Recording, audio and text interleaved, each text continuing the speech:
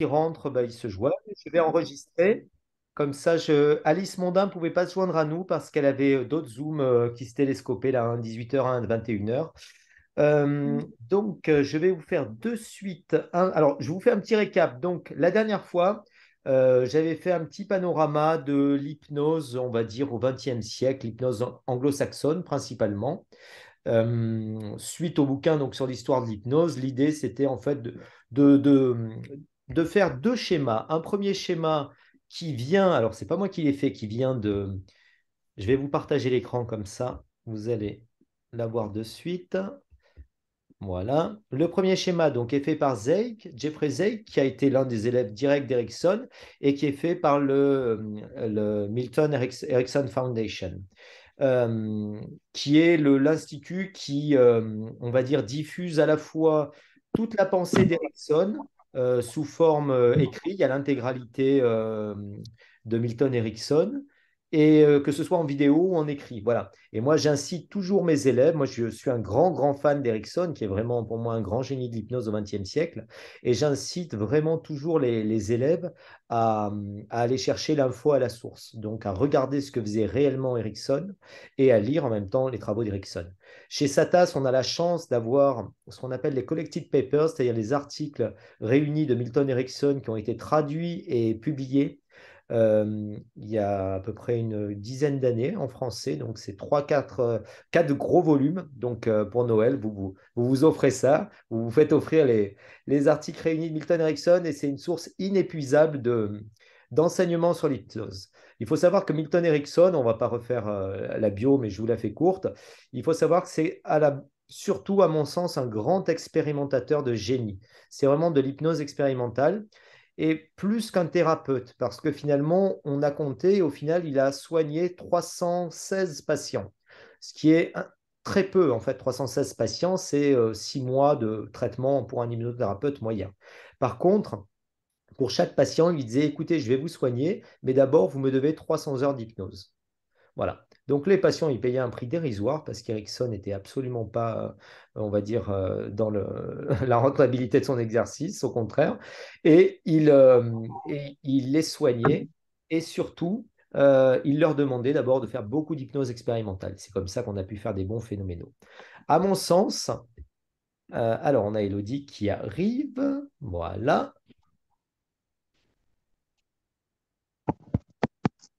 Alors, à mon sens, au-delà donc, de cette approche expérimentale qui est réunie donc, dans ces documents-là, Erickson, plus que le père de l'hypnose moderne, c'est vraiment le père de la thérapie brève. Et donc, Jeffrey Zay a sorti. Coucou Elodie, on a démarré il y a 2 minutes, hein, donc Bonjour. voilà. Ok, Euh, merci. Plutôt que d'être le père, on va dire, de l'hypnose moderne, c'est vraiment le père de l'hypnothérapie, de la thérapie brève moderne. Et si on suit ce schéma donc, qui a été proposé par Jeffrey Zeig, on voit en fait, avec les traits pleins, les élèves, donc ce qu'on appelle les néo-ericksoniens, c'est-à-dire ceux qui ont étudié après Erickson, les élèves qui ensuite ont été en contact avec Erickson, et en fait, on s'aperçoit qu'au plus on va vers la droite, au plus on va vers des thérapies qui ont évolué vers de la psychothérapie et des thérapies brèves. Voilà. Donc Erickson, au-delà de l'apport à l'hypnothérapie, c'est vraiment le père de la thérapie brève contemporaine. Ce qui est très intéressant, c'est de voir que à partir de la deuxième ou troisième génération, ce sont des praticiens qui vont faire peu, voire plus du tout d'hypnose. Voilà. Il va y avoir de la thérapie systémique, il va y avoir de la thérapie orientée solution, de la thérapie narrative, de la thérapie générative avec Stephen Gilligan, etc. Mais finalement, il n'y a plus tellement d'hypnose telle que le faisait Erickson. Et quand on voit les démonstrations, quand on suit les vidéos d'Erickson, il faut vraiment s'accrocher parce que moi, j'ai toutes les vidéos d'Erickson à la maison et c'est toujours des vidéos qui durent entre 4 et 6, voire 8 heures. Et il faut s'accrocher pour ne pas s'endormir parce que c'est très très long. Voilà. Donc Erickson, il ne travaillait que en transe profonde, voire très profonde avec ses patients pour pouvoir réorganiser en fait les structures subconscientes. Vous m'interrompez à tout Et moment, hein. Brice, Ben, justement, tu, tu fais bien de le dire. Sur les vidéos longues, tu disais là de Ericsson, c'est quoi exactement? Les vidéos longues d'Ericsson, c'est-à-dire, alors, pour te donner une idée, donc en fait, il y a trois types de vidéos, on va dire. Il y a les premières vidéos qu'on trouve sur YouTube, qui sont des vidéos très courtes, qui sont des vidéos qu'il a fait de démos, voilà, principalement. Donc, il fait quelques phénomènes hypnotiques, des reverse levitation, des trucs comme ça. C'est toutes les vidéos très connues de confusion, etc. d'Ericsson. Ça, c'est absolument pas des vidéos thérapeutiques. C'était que pour faire de la démo, entre guillemets, un petit peu devant la télé. Ensuite, on a des vidéos qui correspondent aux années 60 à 70, qui sont les vidéos qu'il a faites chez lui, à Phoenix, dans un cadre, on va dire, thérapeutique, avec des patients. Voilà.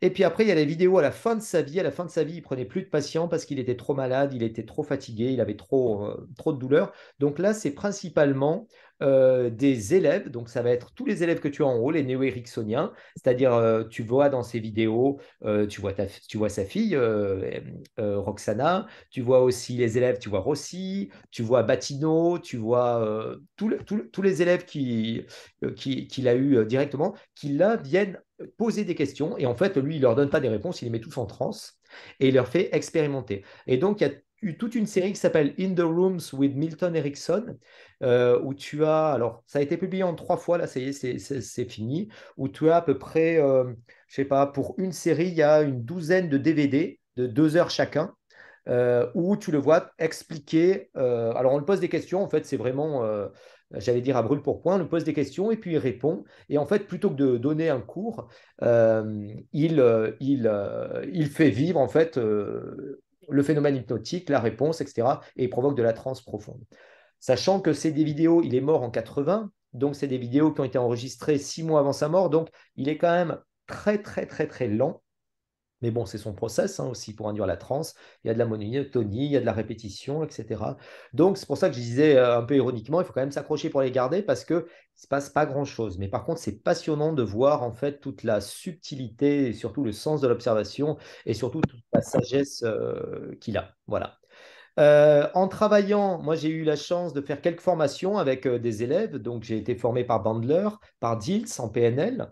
J'ai fait une formation avec Gilligan, avec Rossi, etc. Quand on pose des questions sur Ericsson, la première chose qu'ils nous disent, et en fait c'est pour ça que ce qui est intéressant, c'est de voir que tous les néo-ericksoniens n'ont plus du tout fait d'Ericsson, parce que Ericsson les poussait justement, leur dit surtout ne me copiez pas, faites selon votre style, et surtout moi je ne veux pas fonder d'école. Voilà.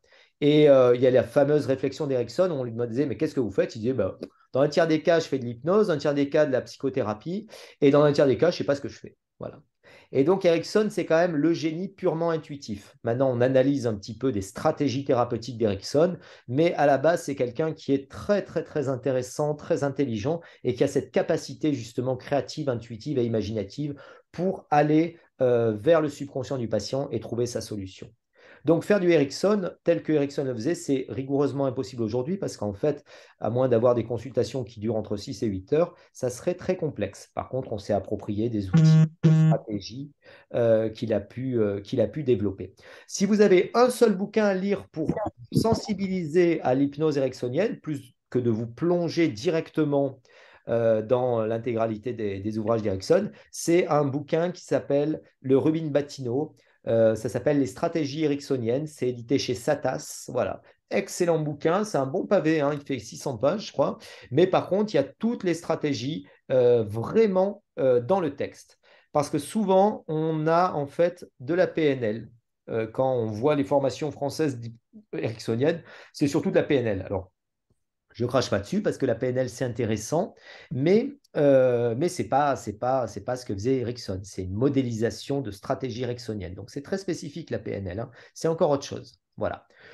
Donc, il faut savoir qu'ensuite, aux États-Unis, maintenant, moi, j'appartiens à 3 sociétés d'hypnose. Et donc, alors, je ne fais pas tous les congrès chaque année, mais j'en fais au moins un ou deux. Là, en mai, je suis à l'IMDHA.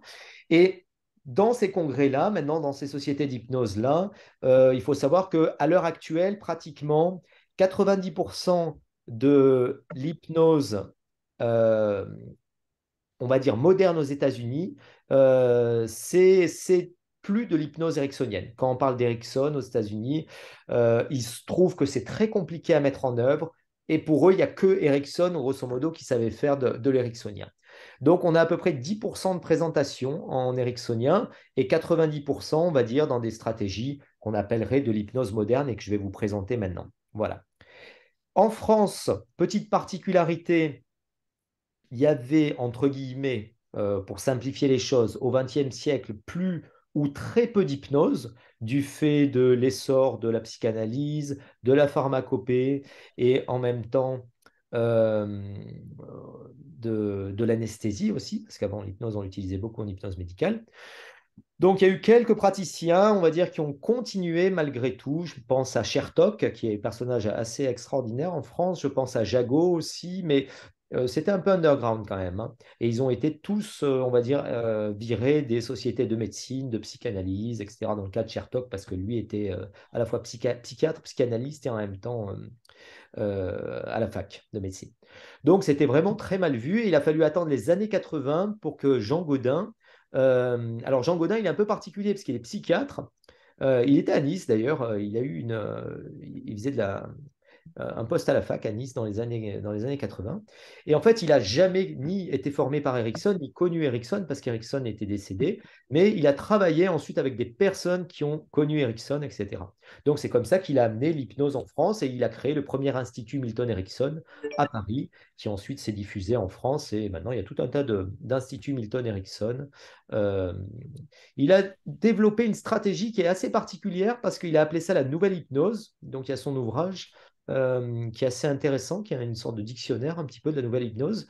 Mais en même temps, il a donné des interprétations qui sont vraiment en contradiction parfois avec ce que faisait réellement Erickson.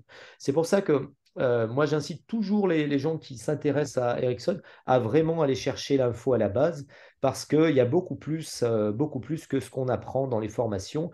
Et surtout, quand on fait de l'hypnose, au bout d'un moment, on s'aperçoit qu'au-delà de la technique, ce qui est intéressant, c'est quand on voit des vidéos de personnes pratiquant l'hypnose, on s'imprègne en fait, voilà, au-delà d'apprendre vraiment des stratégies particulières. Et c'est plus une imprégnation, on va dire presque subconsciente, qui est pertinente plus que vraiment apprendre des choses de façon rigoureuse. Voilà. Aux États-Unis, donc ça c'est la deuxième partie de mon propos et c'est ce qui va un peu nous occuper ce soir. Alice Guyon, donc on salue, qui est bien d'arriver, n'est-ce pas? Hello Alice, bonsoir. On a eu en fait toute une génération d'hypnothérapeutes qui se sont développés, on va dire, sur 3 générations. Actuellement, on est à la 4e génération. Voilà. Donc, en même temps qu'Erickson, quand je dis en même temps, c'est la première génération, c'est-à-dire pour vous donner une idée, Erickson, il est né en 1900, 1901, Develman, 1900, 1901, Hormone McGill, je crois qu'il est né en 1904, etc. Ça, c'est vraiment la première génération que j'ai mis en bleu. Alors, on ne va pas reprendre l'histoire de l'hypnose parce que j'en avais parlé la dernière fois. Par contre, ce soir, je vais vous détailler en fait quelles sont les stratégies thérapeutiques et quelle est la forme d'hypnose qui est utilisée en fonction de chaque génération et de chaque praticien. Et l'idée, en fait, c'est de vous montrer que l'hypnose, c'est quelque chose, c'est un art, c'est une science qui progresse, mais en même temps, il y a réellement une appropriation individuelle par chaque hypnotiseur. C'est pour ça que presque chaque hypnotiseur a développé son talent, comme un musicien en fait, hein, et s'est approprié son talent avec beaucoup d'influence, mais ça a permis à l'hypnose d'évoluer de cette façon-là, de façon totalement empirique. Et puis, simultanément à cela, au XXe siècle, on a eu les débuts de l'hypnose expérimentale, avec notamment Clark Hull, et puis après l'équipe de Stanford, etc. Et ça, Yanis, tu pourrais nous en parler parce que c'est un peu ton domaine d'activité, pour vraiment faire progresser l'hypnose. Et puis après, Alice Guillon, on pourrait nous en parler, il y a l'apport évidemment des neurosciences qui ont permis de donner une base à tout ça. Alors, pour simplifier les choses, euh, en hypnose, il y a 2 familles. Jusque dans les années 50, on a ce qu'on appelle l'hypnose par suggestion. L'idée, c'est je mets quelqu'un en transe, donc il faut voir la transe uniquement comme un élément amplificateur et catalyseur du subconscient. C'est-à-dire, je diminue le conscient, j'amplifie le subconscient. En amplifiant le subconscient, j'ai accès en direct live en fait au subconscient, ce qui est la différence avec la psychanalyse, qui passe par un vecteur qui est soit le rêve, soit la libre association. Mais là, je travaille directement avec lui, avec les réponses qu'il va me fournir sur le plan psychologique et physiologique.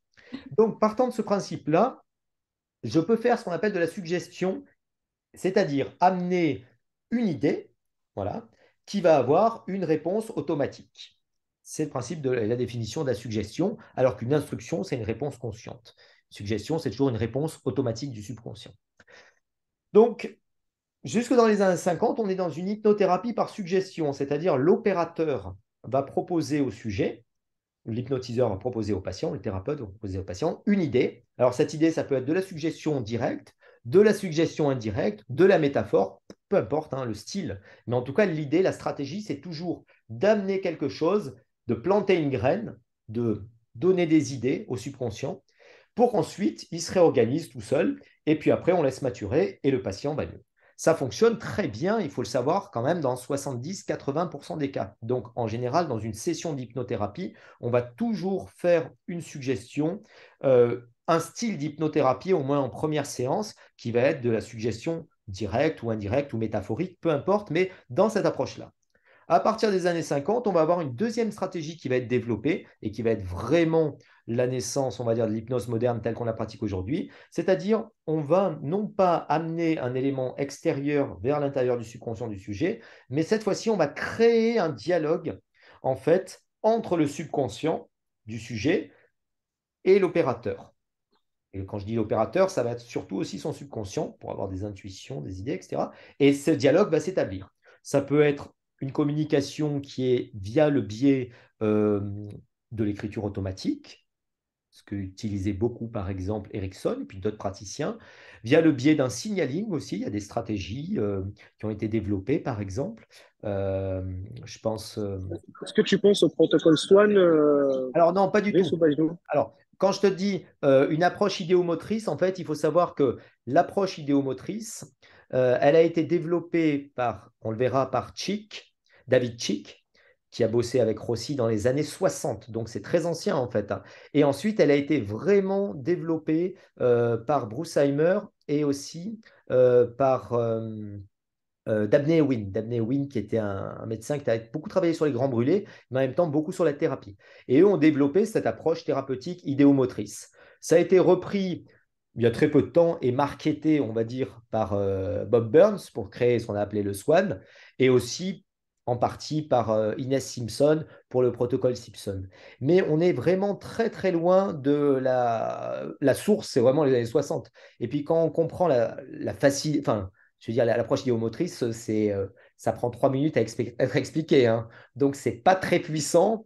Et puis surtout, la troisième voie qu'on a utilisée, au-delà de l'écriture automatique et du signaling, c'est tout simplement faire parler le sujet en hypnose. Voilà. Quand on est en transe légère, il ne faut pas faire parler le sujet parce que ça ramène du conscient. Mais par contre, quand on est en niveau de transe somnambulique, on fait parler volontairement le sujet pour justement obtenir des réponses directement du subconscient. Et on peut aussi rajouter, moi, ce que je fais souvent, un signaling pour valider que la réponse est bien automatique et vient bien du subconscient. Et souvent, on cherche à créer des conflits, en fait. Voilà. Donc, pour vous simplifier, la première génération, Hormone McGill, que j'ai bien connu, parce que ça a été le premier qui m'a formé à l'hypnose, ça a été le père, on l'a appelé le parrain de l'hypnose aux États-Unis. Ça a été lui qui a créé vraiment l'hypnose de spectacle. C'était un magicien à la base. Et puis, quand il a pris sa retraite, à 70 ans, il a créé la première école, l'HTI, la première école d'hypnothérapie aux États-Unis sur la côte ouest. Et lui, c'était vraiment un partisan de la suggestion. Et puis après, au fur et à mesure, parce que dans les années 70 aussi, la profession d'hypnothérapeute s'est structurée et surtout, il y a eu d'autres outils. Il a beaucoup, beaucoup utilisé ce qu'on va appeler la thérapie par régression. Deuxième praticien de cette période, donc là, pour retenir, Hormone McGill, hypnose de spectacle. Il y a la Bible de l'hypnose de spectacle qui vient de sortir. Là, j'avais fait la relecture et la préface qui sort à la fin du mois. Là. Voilà. Chez un éditeur de magie, marchand de trucs, Ludo. Voilà. Superbe bouquin en 4 tomes, etc. Et pour ceux qui s'intéressent à l'hypnose de spectacle, c'est vraiment la Bible de l'hypnose de spectacle. C'est un bouquin extraordinaire. Avec plein d'astuces, d'induction, des trucs qu'on ne trouve, on va dire, Ça nulle part. s'appelle comment, Brice, tu as dit? Si tu veux, The New Encyclopedia of Stage Hypnosis, la nouvelle encyclopédie de l'hypnose de spectacle. Ensuite, on a Develman dans ces mêmes années-là. Donc, Develman, qu'est-ce qu'il a amené à l'hypnose? L'hypnose médicale et aussi en hypnothérapie, c'est le premier à inventer ce qu'on appelle l'hypnoanalyse et l'hypnose par régression. C'est lui le premier à comprendre que finalement, face à un événement, on va dire comportemental, etc., ou souvent d'expression psychosomatique, parce qu'il va traiter beaucoup d'allergies, de bégaiements, de migraines, etc., on a un événement traumatique et donc, il va créer un système d'hypnose qu'on appelle maintenant l'HRT, l'Hypnosis Regression Therapy, l'hypnose par régression thérapeutique, où on va ramener le sujet pour aller trouver l'événement initial, sensibilisant, le désensibiliser, ramener ensuite on va dire des ressources, enfin des éléments qui vont permettre en fait à la personne de réaliser tous les changements thérapeutiques dont elle a besoin. J'ai fait courte volontairement parce que je voudrais vous détailler au moins dans les grandes lignes les approches qui ont été faites. Rexford North et Harry Aron, c'est vraiment de l'hypnose. Ça, c'est vrai. En fait, ce qu'il faut comprendre, c'est qu'au début du siècle, l'hypnose, c'était l'hypnose à l'ancienne. C'est-à-dire, on avait un pendule, on disait dormez, dormez, dormez. Et si la personne avait mal au ventre, on disait vous n'avez plus mal au ventre, vous n'avez plus mal au ventre, tout va bien. C'est tout. C'était vraiment la méthode Coué, hein, technique. Donc, il faut voir que ces générations-là ont amené vraiment un progrès sur le plan médical et ont formulé vraiment l'hypnose moderne. Rexford North et Harry Aron, c'est les fondateurs de la NGH, ce qui est la première école, première organisation internationale d'hypnose, en fait, qui est formée dans les années 40. Pour la petite histoire, Rexford North, il était sourd. Voilà, ce qui est assez étonnant pour un hypnotiseur. Je ne sais pas comment il faisait, mais je pense qu'il a été sourd au bout d'un certain moment. Donc, il avait pris l'habitude de donner des suggestions et de voir quelles étaient les réponses sans forcément écouter ce que pouvait dire le sujet. À la même époque, grand monsieur de l'hypnose britannique, John Hartland, qui est extraordinaire. Son livre, c'est toujours la Bible de l'hypnose médicale, qui était vraiment un praticien dévoué à l'hypnose et à ses patients. Il était dans un quartier assez pauvre de Liverpool, etc. Et il avait très peu de temps pour faire de l'hypnose. Il était passionné par ça. Et donc, il a commencé à développer ce qu'on appelait les ego strengthening, les thérapies du renforcement de l'ego. Voilà. Il disait tout simplement à ses patients, vous avez une problématique, alors je n'ai pas le temps de l'explorer, etc. Donc, il va faire que des suggestions générales. Tous les changements pour votre corps vont se manifester, vous allez trouver la solution, enfin, etc. C'est vraiment que des stratégies pour donner confiance en soi et confiance aux changements thérapeutiques qu'on espère, que ce soit sur le plan psychologique ou physiologique. Voilà. Et il s'est rendu compte qu'il avait des bons résultats. Et après, quand il a eu plus de temps à consacrer aux patients, parce qu'il a eu une consultation en psychiatrie, ben finalement, il a gardé ce système-là. Et souvent, c'est une stratégie thérapeutique qu'on utilise beaucoup avant l'émerge, avant de ramener le patient, parce qu'on est au pic de l'hypersuggestibilité. Donc, on va pouvoir vraiment glisser le maximum de suggestions directes et lui dire que tout ce qu'on a fait dans la séance, ben, ça va se réaliser, ça va se passer, et qu'il faut qu'il ait confiance en lui et en ses capacités, ses ressources, etc. Vous m'interrompez, hein, parce que je parle un peu vite. William Kruger, alors lui, c'est vraiment une sommité de l'hypnose médicale, gynécologue. Et au-delà de la gynécologie, ça a été le premier, avec Develman, à réaliser tout un tas de protocoles pour les accouchements sans douleur.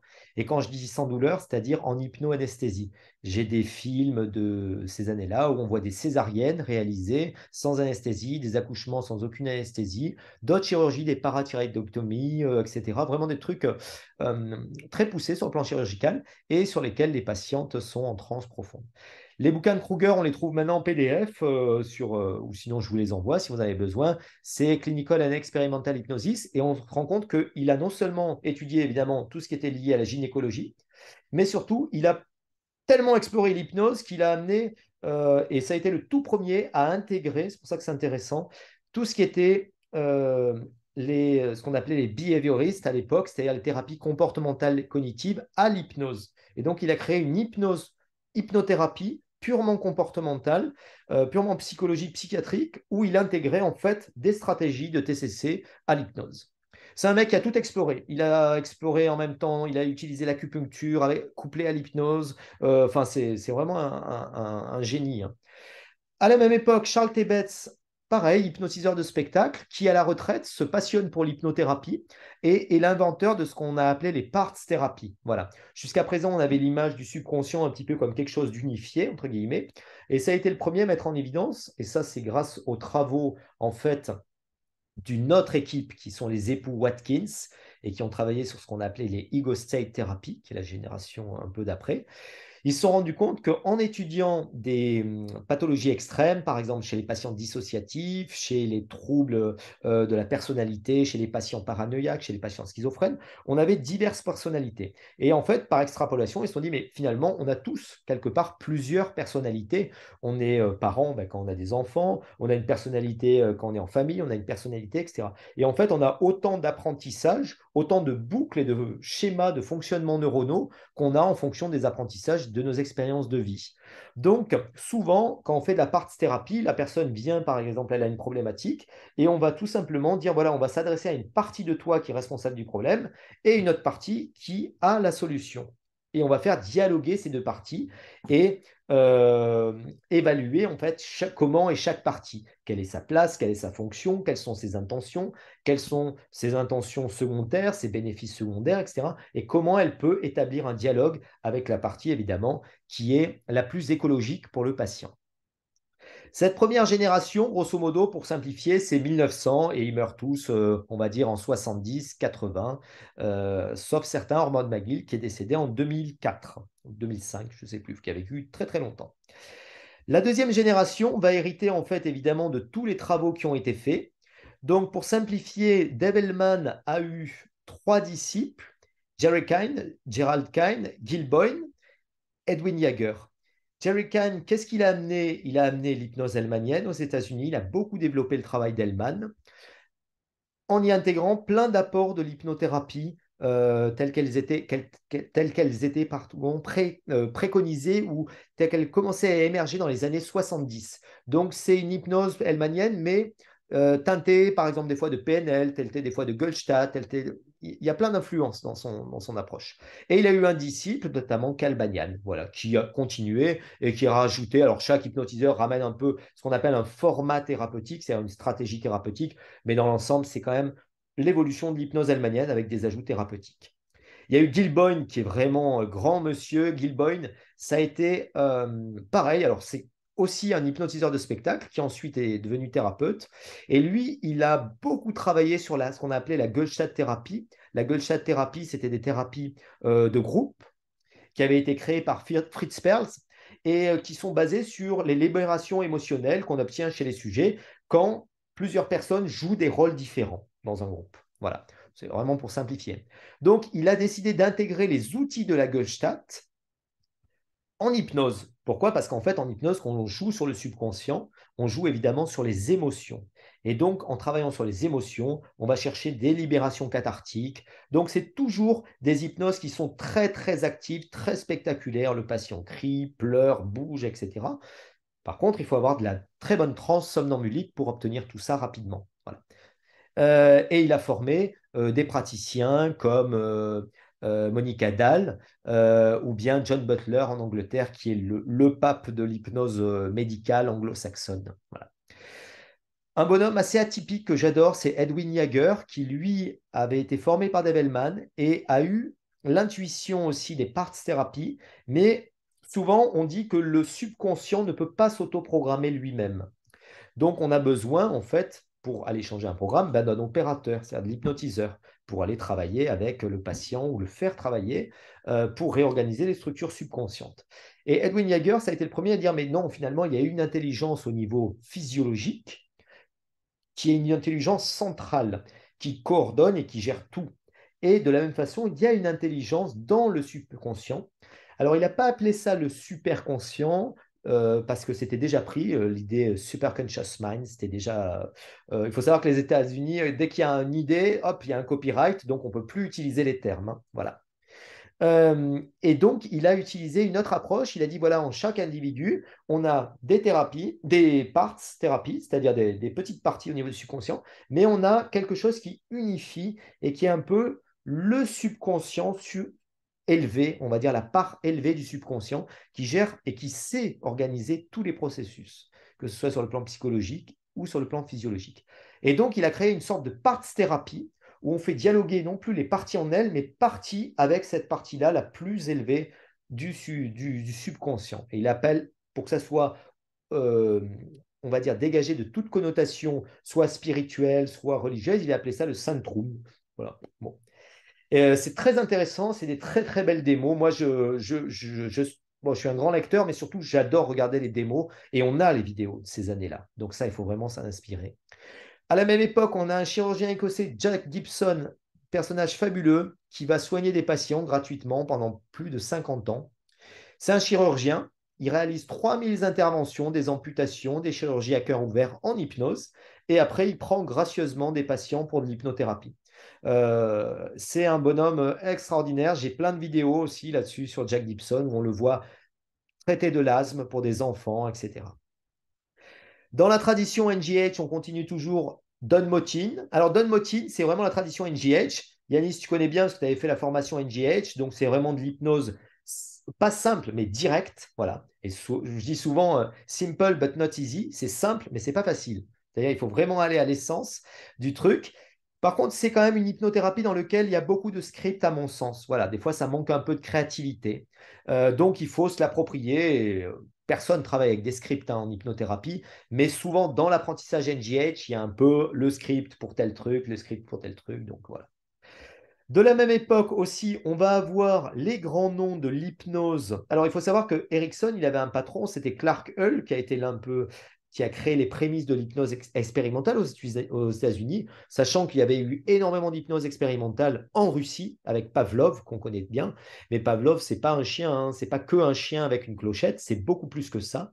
C'est vraiment de l'hypnose et de l'expérimentation humaine. Et donc aux États-Unis, après Clark Hull, on a eu Theodore Barber et André Weizenhofer, qui étaient de langue française, hein, qui ont énormément travaillé, qui ont été vraiment à la base du groupe de Stanford. Et ça, c'est vraiment les prémices de l'hypnose expérimentale aux États-Unis. Et à ce moment-là, l'hypnose, il y a un split. Elle devient vraiment d'un côté l'hypnose clinique et de l'autre côté l'hypnose expérimentale. On essaie de comprendre comment ça fonctionne. On va avoir une dame extraordinaire, Anne Spencer, médecin influencée par l'hypnose médicale de Heartland, qui va créer la toute première organisation dédiée uniquement à l'hypnose médicale, c'est l'IMDHA. Sachant que la NJH regroupait tout le monde, c'est-à-dire hypnotiseurs de spectacle, tous ceux qui faisaient de l'hypnose. Voilà. Et c'est toujours un peu cette démarche-là hein, dans la NJH. Il y a aussi bien du stage hypnosis que du medical, que de l'hypnothérapie, il y a tout. L'IMDHA, non, c'est que de l'hypnose par les médecins pour les médecins. Et l'actuel président, c'est Robert Otto. Voilà. Dans la même influence, on va avoir Paul Durbin. Alors, Paul Durbin, je ne l'ai pas connu, c'était un pasteur protestant passionné par l'hypnose et on le surnomme l'homme qui savait tout. Voilà. Il a tout lu. Et moi, j'ai ses archives. Et les archives de Paul Durbin, c'est que des revue de littérature de tout. Il a tout lu, en fait, il a tout lu. Donc, quand on cherche quelque chose en hypnose, des fois, on ne lit pas le bouquin, on lit les notes de Paul Durbin parce qu'il y a tout. Et ensuite, il a tout classé pendant 50 ans. Si on cherche quelque chose sur le pain management, management de la douleur, il a fait la revue de littérature de tout ce qui a été publié. Enfin, c'est vraiment l'homme qui savait tout et qui a publié 3 livres qui sont extraordinaires parce que très personnels dans cette hypnose moderne. À la même époque, on va avoir Leslie Lecron, qui est le tout premier à décrire les mouvements idéomoteurs. Alors, cette fois-ci, lui, il travaillait au pendule. Il n'y avait pas encore le signaling. Mais ensuite, il développe la stratégie idéomotrice avec David Chick. Ils écrivent un bouquin ensemble. Donc, premier bouquin, ça date de la fin des années 50.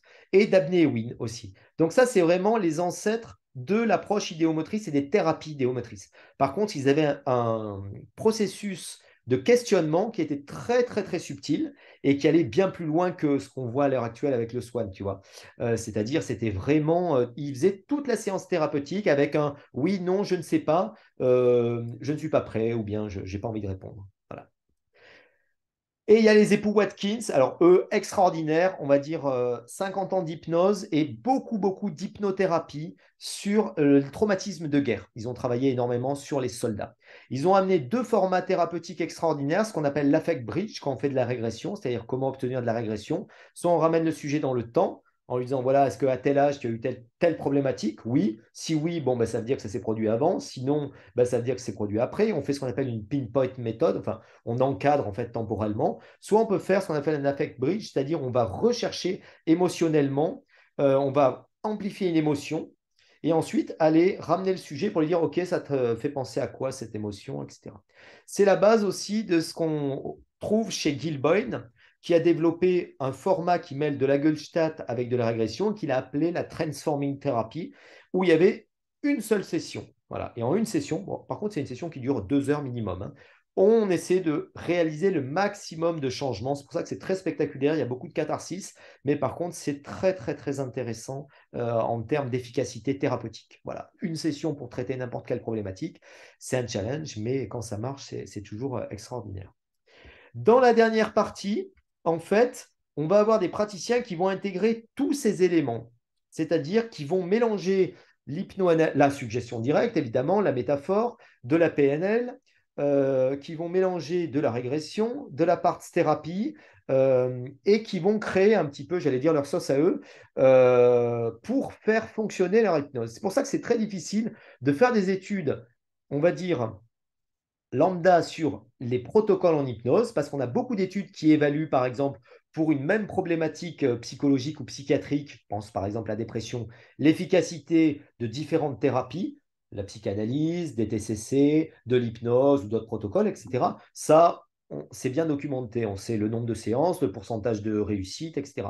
Par contre, quand on rentre dans l'hypnose, ce qui est très compliqué, c'est qu'il faudrait pratiquement si on veut évaluer, par exemple, est-ce qu'une transforming thérapie, c'est plus efficace qu'une parts thérapie qui serait plus efficace qu'une régression thérapie stricte, c'est très difficile à évaluer parce que déjà, c'est rare d'avoir des praticiens qui utilisent et qui savent faire fonctionner chaque format thérapeutique. Et en plus, pour un même praticien, la difficulté, et ça c'est toute la difficulté, Yanis pourrait nous en parler, d'en fait établir des protocoles en hypnose parce que il y a un rapport qui se crée avec le patient et donc le rapport n'est pas le même d'un thérapeute à l'autre et donc d'un opérateur à l'autre. Donc les résultats évidemment sont influencés. Pour faire très court et très rapide, il me reste 5 minutes. Calbanian, donc hypnothérapie par régression. John Butler, Transforming Therapy. Ensuite, Larry Hellman, bon évidemment c'est le fils de Dave Hellman, donc il a créé les instituts Dave Hellman pour transmettre l'hypnose hellmanienne.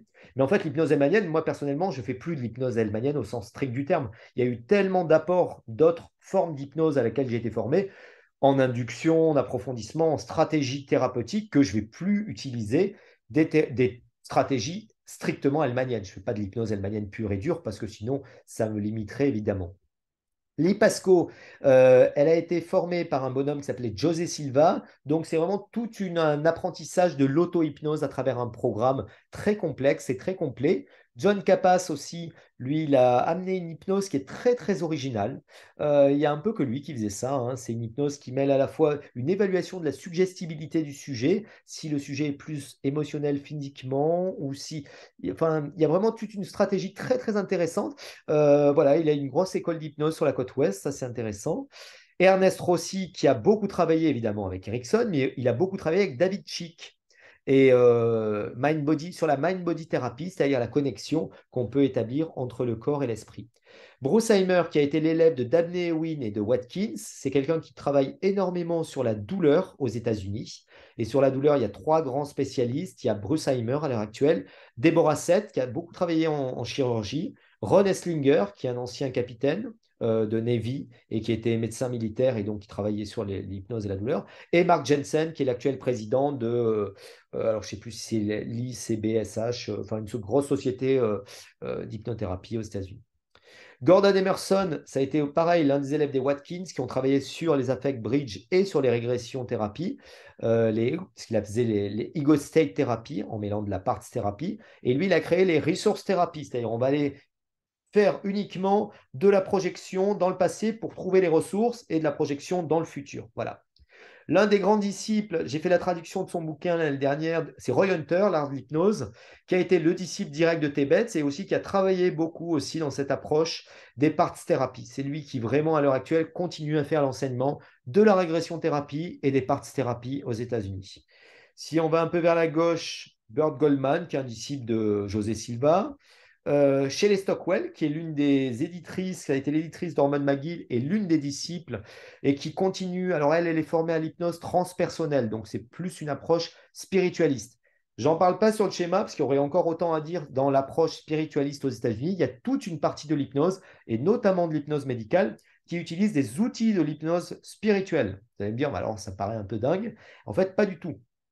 On peut comprendre que les croyances de l'individu sont autant de leviers, autant de ressources sur lesquelles on va pouvoir s'appuyer pour réaliser des changements, que ce soit sur le plan psychologique ou physiologique. Par exemple, je donne un exemple, quelqu'un a des douleurs, des brûlures, etc. Si on lui fait un protocole d'hypnothérapie classique, pain management, c'est un truc contre la douleur, on va avoir un résultat qui va être, par exemple, je ne sais pas, 80% de réussite, ou je ne sais pas, 60, 70%. Si par contre, on va utiliser en plus ses croyances spirituelles, s'il en a et si elles sont fortement marquées, si c'est vraiment un levier thérapeutique, eh ben on peut faire le même protocole d'hypnose médicale en lui disant, voilà, c'est la lumière divine ou l'énergie cosmique de guérison qui va activer la guérison. Et en fait, on a des meilleurs résultats sur le plan thérapeutique. C'est pour ça qu'on a gardé des formats thérapeutiques comme la régression en vie antérieure, les projections, les dissociations, tout ce que vous voulez, euh, pour faire de l'hypnose médicale. Voilà, ça c'est très répandu aux États-Unis, hein. Dernière génération, et j'arrive au bout de ma présentation, on a Randall Churchill, qui a été l'un des créateurs avec Hormone McGill de cette école d'hypnothérapie, qui lui est le plus grand praticien en régression. C'est lui qui a fait le plus grand nombre de régressions aux États-Unis et qui a formé énormément de praticiens à la régression. Voilà. Et surtout à cette approche qui était presque, qui vient de Freud, hein, c'est-à-dire vraiment l'approche de la catharsis où on va dénouer quelque chose. Personnage original adorable, c'est Michael Preston qui a développé une hypnothérapie qui ressemble à rien d'autre. Voilà, ça c'est très simple. Il n'a aucune définition en commun avec les autres hypnothérapeutes, aucune technique en commun, et sa stratégie thérapeutique n'a rien en commun avec tout ce qui se fait. Voilà. Si vous allez voir sur YouTube, il y a toutes les vidéos de Preston et c'est un régal parce que c'est d'une intelligence folle, d'une intuition vraiment géniale. Et lui, il a développé un format qu'il appelle la bibliothèque qui mêle tous les formats thérapeutiques, à la fois la régression, à la fois la parts-thérapie, à la fois, enfin, c'est assez génial, moi, je trouve. Dans l'hypnothérapie, plus, on va dire, de recherche à l'heure actuelle, il y a euh, Gaffner qui a publié d'excellents bouquins aussi sur l'hypnose et toutes les stratégies d'induction et aussi de l'hypnothérapie conventionnelle. Mukte, c'était à la base, j'aime bien les gens qui ont une approche très scientifique de l'hypnose, parce que moi je la partage, hein, je fais surtout l'hypnose opératoire, donc c'est vraiment du médical, hein, donc c'est vraiment, on voit les résultats immédiatement en transe, c'est pas comme la thérapie où des fois il faut attendre ou ramer un peu. Peter Mutke, c'est un chirurgien orthopédique allemand. Et lui, il va utiliser l'hypnose pour ses chirurgies. Et ensuite, il va développer une méthode il va appeler ça la selective awareness, c'est-à-dire l'attention, la focalisation, la conscience sélective, etc. Et qui est vraiment des thérapies hypnotiques, mais sans aucune relaxation. Voilà, il insiste bien sur le fait que la relaxation, finalement, n'a aucun intérêt. Et je partage entièrement son approche. Gary Elkins, c'est l'actuel président de l'American Journal of Psychology Experimental Hypnosis, un bonhomme extraordinaire. Il faut lire son bouquin qui est très mal intitulé, qui s'appelle L'art de la relaxation hypnotique. On croit que c'est un bouquin de relaxation, et en fait, pas du tout. C'est tout ce qui se fait de mieux aux États-Unis à l'heure actuelle. Et c'est quelqu'un qui, à chaque fois, avance avec, comme c'est le président de ce périodique, qui est vraiment la référence en hypnose expérimentale, qui avance vraiment avec toutes les références, et il fait vraiment une belle hypnothérapie moderne. Et après, on a deux bonhommes que j'adore. Spiegel, c'est l'équipe de Stanford, et Kirsch, Ivan Kirsch. Il y a le dernier numéro du Clinical Experimental Hypnosis qui vient d'être dédié que aux travaux de Kirsch. Kirsch, c'est 4 bouquins énormes en hypnose et c'est vraiment beaucoup, beaucoup, beaucoup d'hypnose expérimentale. C'est quelqu'un qui a travaillé toute sa vie sur l'hypnose expérimentale, sur ce qu'il a appelé un modèle bio-sociétal et vraiment une approche comportementaliste de l'hypnose et il a vraiment révolutionné l'hypnose. Il a beaucoup travaillé aussi sur le placebo et notamment sur le placebo dans le cas des traitements antidépresseurs. Et évidemment, il s'est pris le lobby de Big Pharma dans la tête, pour ne pas dire dans les dents, qui lui ont coupé toutes les aides, on va dire, financières et qui l'ont évincé de pas mal de congrès. Mais c'est un très grand monsieur de l'hypnothérapie. Voilà, donc en condensé, je vous ai fait un petit résumé de l'hypnothérapie moderne aux États-Unis. L'idée, c'est de comprendre qu'en fait, peu importe la technique, ce qui est intéressant, c'est que on aboutit maintenant, et on le voit à travers les congrès d'hypnothérapie aux États-Unis ou d'hypnose, tout simplement, à un peu un consensus par rapport à des stratégies très classiques, l'hypnothérapie par suggestion, et en même temps des formats thérapeutiques. Je pense à la régression, je pense aux parts thérapie, je pense à la Gestalt thérapie, je pense aux qui sont devenus en fait des standards thérapeutiques. Voilà.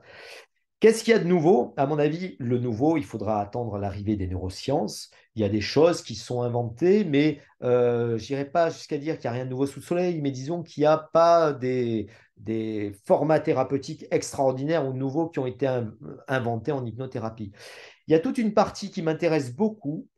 J'en ai pas parlé parce que ça a été développé et inventé par Dave Hellman, mais il y a quelques praticiens qui travaillent. Moi, c'est un peu l'idée vers laquelle je veux pousser ces prochaines années sur un état d'hypnose qu'on appelle l'hypnosleep. Et l'hypnosleep, c'est on amène quelqu'un en transe somnambulique, non pas en hypnose profonde, euh, ce qu'on appelle stuporeuse, c'est-à-dire en S-Dale, avec un ralentissement psychologique et physiologique, mais on va l'amener dans le vrai sommeil comme une micro-sieste en fait. Et on va travailler dans ce vrai sommeil pour créer de la suggestion et des phénomènes hypnotiques, etc. Et donc là, c'est extraordinaire parce que moi, je l'ai expérimenté pour l'instant, je n'ai pas assez de cas de patients. Je dois avoir une cinquantaine de vidéos, mais c'est des cas où vraiment il se produit quelque chose dans lequel il n'y a plus du tout de conscient ni de facteur critique parce que le patient dort réellement. Et on obtient des résultats Est-ce qui que sont tu es dans le site Cork là, Brice, ou pas du tout? alors non, c'est encore Ou autre c'est chose. pas forcément. C'est encore autre chose, Walter, ok. voilà. Walter Sickort, je ne l'ai pas mis dans le schéma parce que pour moi, c'est davantage hypnose spirituelle, tu vois, le Ultra Depth Ouais, Process. C'est ouais. encore autre chose. Non, c'est vraiment D'accord, ok. tu lis le chapitre Hypnose Sleep de Develman et tu Ouais, verras ce que c'est. Et je te montrerai les vidéos. ok. Et c'est vraiment un truc où tu amènes le patient comme dans une micro-sieste, tu vois. Mais par contre, tu ne peux pas le faire. Et l'astuce, c'est que tu ne peux pas le faire avec l'hypnose en transe somnambulique. Ah, De sortir le ok. patient, lui faire un ancrage et lui dire quand je vais faire ça, là, tu vas aller dans le vrai sommeil. Et partant de Ah, cet ok. état-là, tu vas lui dire, OK, je sais que tu dors, mais tu continues de m'entendre. Et pendant que tu m'entends, je vais te demander. Et là, tu vas avoir une approche purement idéomotrice, de bouger le doigt si tu m'entends. Si tu veux faire une anesthésie, on va paralyser le bras, etc., etc. Donc, c'est encore un Ok. truc qui est. C'est très bizarre parce que, à mon sens, ça n'a pas été investigué ni d'un point de vue neuroscientifique. D'un point de vue neuroscientifique, on a les deux trans, trans de relaxation, trans d'activation, c'est-à-dire état S-Dale, état somnambulique, transprofonde stuporeuse, transprofonde somnambulique qui ont été investiguées. On a l'imagerie cérébrale, on a les constantes physiologiques. Mais par contre, pour cette hypnose-là, on n'est pas beaucoup, hein. Il y en a un qui est en Irlande qui fait ça, une copine aux États-Unis, une autre copine en Angleterre, mais pas grand monde comprend comment ça fonctionne. Et pour l'instant, je t'avouerai que je ne sais pas trop comment ça fonctionne, à vrai dire. Voilà. Donc, c'est expérimental, mais c'est intéressant d'expérimenter ça. Par contre, ça s'adresse que à des patients qui sont, on va dire, Aaron Scale 5-6, hein, voilà. C'est-à-dire où tu vas avoir. C'est les Ouais, ça, patients j'en doute de pas. scène. Ouais, ouais, ouais. Sinon, si tu galères, c'est trop long. Voilà. Est-ce que vous avez des questions? J'ai été le plus concis, le plus rapide possible. Si vous avez des idées, des questions, n'hésitez pas.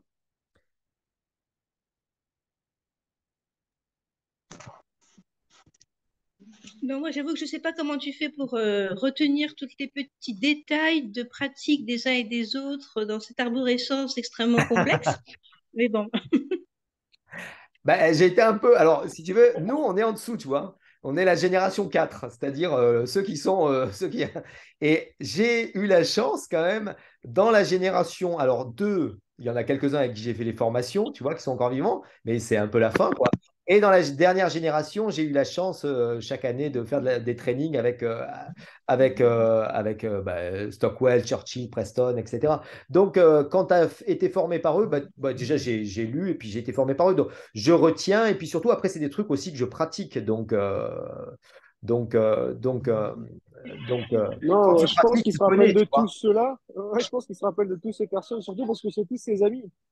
Donc forcément, s'ils sont tous ses amis, c'est facile. Et puis aussi si tu veux quand tu as en fait moi je pars du principe que pour apprendre l'hypnose pour moi c'est que de la pratique hein. C'est-à-dire il faut lire la théorie etc mais une fois que tu as pratiqué un format thérapeutique tu l'as acquis et même si tu vas plus le pratiquer tu sais comment il fonctionne et tu n'as plus besoin à partir du moment où tu as vraiment une bonne formation de base de compréhension de la transe, des processus de suggestion, d'approfondissement, de gestion de la transe, vraiment le côté technique. Une fois que tu as compris ça, c'est fini, tu n'as plus besoin de strict. Donc souvent, moi, je regarde les vidéos des hypnotiseurs qui m'intéressent Par imprégnation, tu dis, ah tiens, là, il a eu une bonne idée, là, tiens, je ferais ça comme ça, là, tiens, là, bon, je ne ferais pas ça comme ça, je trouve ça bourrin ou ça ne m'a pas plu. Mais c'est comme ça que ça fonctionne, quoi. C'est vraiment un art qui s'approprie au fur et à mesure des pratiques et puis surtout de l'observation après des autres praticiens. Voilà. Et puis après, là, c'est vrai que l'arborescence, elle est assez vaste parce que l'idée, c'est de montrer un peu, de mettre un peu en perspective l'hypnose moderne. Mais finalement, on se rend compte qu'il y a 5 formats thérapeutiques à maîtriser. Et quand on a travaillé avec eux, bon, après, il y a des subtilités, des petits détails, mais dans les grandes lignes, c'est un peu toujours. Quand on a compris comment fonctionnent, quelles sont les lois du subconscient, de la suggestion, finalement, on peut être très créatif et inventer un peu ce qu'on veut, quoi. Mhm. Alors moi j'ai une petite question, Brice, du coup, parce que ça rejoint un peu ta fin de phrase, à savoir qu'on peut inventer un peu ce qu'on veut. Est-ce que tu penses qu'avec tout ce qui s'est passé déjà, tout ce listing, tout cet historique d'hypnose, on peut encore créer une nouvelle forme d'hypnose? Alors, c'est une très bonne question. Déjà, la dernière génération et celle qui suit, souvent aux États-Unis, euh, ils ne savent pas faire ou plus faire ce qui se faisait précédemment. Donc, quand j'ai écrit le bouquin Histoire de l'hypnose, l'idée, c'est de dire, avant de faire de l'hypnose, il faut être, on est des nains sur les épaules des géants, c'est-à-dire qu'il faut au moins étudier et faire et refaire ce qui a été fait par nos prédécesseurs pour pouvoir prétendre amener quelque chose. Donc déjà, s'approprier tout ce qui a été fait, c'est déjà énorme. À mon sens, euh, alors au niveau des formats thérapeutiques, oui, il y a d'autres formats. Il y a celui dont je parlais, l'hypnosleep, le dream therapy aussi, où tu amènes le patient en hypnosleep et tu le fais rêver. Et cette fois-ci, tu vas avoir un contenu du rêve qui va être totalement farfelu. Ça, c'est très intéressant. Ça m'intéresse beaucoup, cette approche du rêve provoqué, qui n'a rien à voir avec le rêve lucide, qui n'a rien à voir. Vraiment, tu provoques un rêve en hypnose et le patient, c'est un peu une transe dans la transe, une mise en abîme de la transe. Donc là, il y a des trucs intéressants à faire. Après, il y a aussi tout ce qui est apport des neurosciences. Et là, on commence, tu vois, à avoir de l'imagerie, de la cartographie cérébrale. On sait comment ça fonctionne en transe. Et on commence à avoir de la résonance magnétique transcrânienne. À mon sens, peut-être que dans 10, 20 ans, on ne fera plus d'hypnose parce qu'on pourra activer directement telle zone du cerveau, tout simplement avec un appareil électronique. Donc, on pourra provoquer, par exemple, je sais pas, une hallucination kinesthésique négative, et donc on obtiendra bah, du coup une anesthésie d'un membre. Donc peut-être que, je ne sais pas, mais peut-être que la réponse, elle vient aussi de cette approche très, très scientifique. Voilà. Je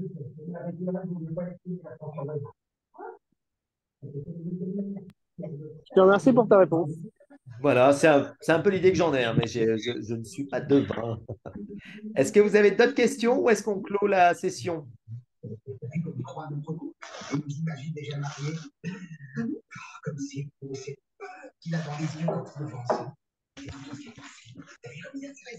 Alors, bon, je vous propose qu'on s'arrête, comme ça on finit pas trop tard. La prochaine fois, info super importante, mais je vais le relayer plus que cette supervision qui malheureusement a pas eu autant de monde, mais bon, tout le monde était un peu pris. La prochaine fois, j'invite, alors je pense que quand je dis la prochaine fois, ça sera en juin, Sylvia Morard. Sylvia Morard, qui est-ce? C'est une très très grande praticienne, c'est une neurochirurgienne qui est à Paris, à la Pitié-Salpêtrière, et qui utilise l'hypnose pour opérer ses patients. C'est-à-dire, elle les met en transe, et puis après, elle ouvre leur crâne, et puis elle leur fait plein de trucs à l'intérieur. Voilà. Donc, c'est vraiment une neurochirurgienne et qui va utiliser l'hypnose opératoire, comme je le fais, mais en même temps qui fait de l'hypnothérapie. Et en plus, elle est passionnée par les neurosciences. Donc, elle va nous faire tout un truc sur son approche, qu'est-ce que l'hypnose pour elle et qu'est-ce que la transe et comment le cerveau fonctionne en hypnose. Voilà. Moi, je vous avouerai que je suis scientifique dans ma démarche, mais par contre, je suis un praticien. C'est-à-dire, quand je parle de l'hypnose, c'est toujours d'un point de vue pratique et rarement d'un point de vue théorique.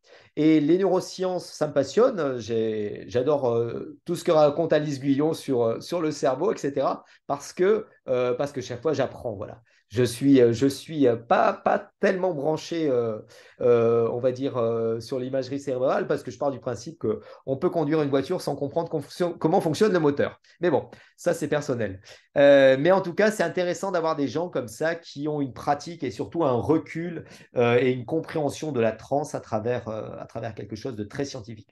Donc, Sylvia Morard, d'ici là, je vais vous faire passer son article qui est extraordinaire, qui était paru dans la revue Trans, voilà, où elle explique un petit peu son truc. Je connais bien sa présentation. C'est une présentation très technique. Il y a plein d'imagerie cérébrale. Vous apprendrez plein de trucs. Et surtout, ce qui est très intéressant, c'est comme c'est pas une théoricienne, mais comme elle utilise l'hypnose au quotidien, elle vous expliquera comment elle fait de l'hypnose. Et je pense que vous serez très, très étonné par sa façon de faire de l'hypnose. Parce que il faut savoir que Sylvia Morar, elle est roumaine et elle est quand même elle a une très forte personnalité. Donc là, vous allez voir non pas de l'hypnose, on va dire, directive, mais presque un peu autoritaire. Et vous allez voir comment ça fonctionne. Voilà. Donc, ça sera un super moment et vraiment un truc à suivre. Donc, je vous partagerai tout ça et comme ça, on refera une session. OK? Je vous remercie. Et 21 heures, voilà, on a tenu le timing, 1 heure pile. Et je vous dis une bonne soirée et à bientôt, à la prochaine. Merci Brice, à bientôt. Merci, Brice. Allez, au Merci revoir. à tous. Bonne Brice, soirée. Bye merci bye. beaucoup. Bonne Merci. soirée.